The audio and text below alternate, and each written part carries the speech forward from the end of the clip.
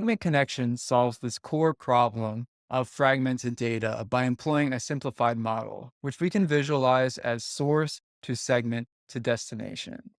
First, on the source side, we're aiming to collect all the sources of customer data that might be relevant to your business. So that could be things like data from your website, your mobile app data, backend server data, and even information from various apps that you might use, such as your CRM and email marketing tools. I want to show you how easy it is to set up sources and destinations with segment connections. First, we're going to set up a source in our workspace using one of the tools that are available in our catalog out of the box. And there are two ways to find out what's in our catalog.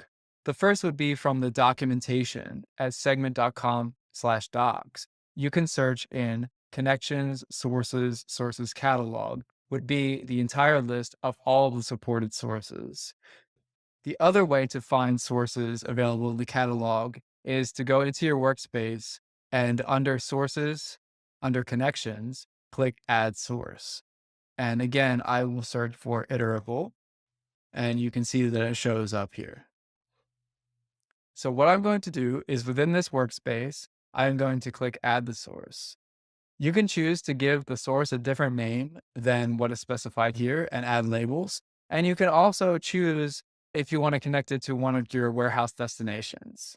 So I would click add source now. And all that I have to do to finish setting up iterable as a source now is I need to take this right key and then go into the settings in iterable and paste that right key into iterable. Now iterable will know to write data to segment. And once that is working, this will change from no recent data to actually sending in data. One thing to note with out-of-the-box integrations is that the workflow for getting that integration added can differ a bit from integration to integration. So in this case, with iterable, it asked us to copy the right key and paste it into iterable. Other apps might work slightly differently. For example, there might be an authentication workflow with that app directly. But the idea is that we try to make it very easy so you can get data flowing from your sources into Segment within just a few minutes per source. Setting up out-of-the-box destinations from our catalog is equally easy.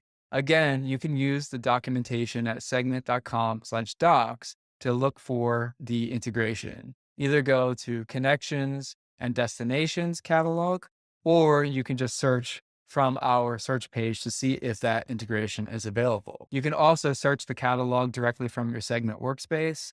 If you go to Connections and then add Destination, I'm going to again search for Mixpanel and Actions, and I will click that. Now, to set up Mixpanel Actions, it's quite easy, and most destinations are pretty similar to this. I'm going to click Configure Mixpanel Actions.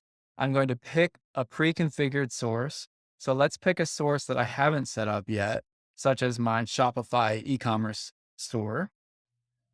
And I will give it a name, Mixpanel Shopify. And then we have two options. If we've already set up this destination and we want to use the same settings, we can actually just copy those settings from the existing destination. But I want to show you how to set this up from the first time.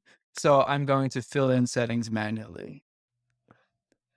So now what we have to do is we need to go over into Mixpanel and we need to go grab the project token and the secret key from Mixpanel.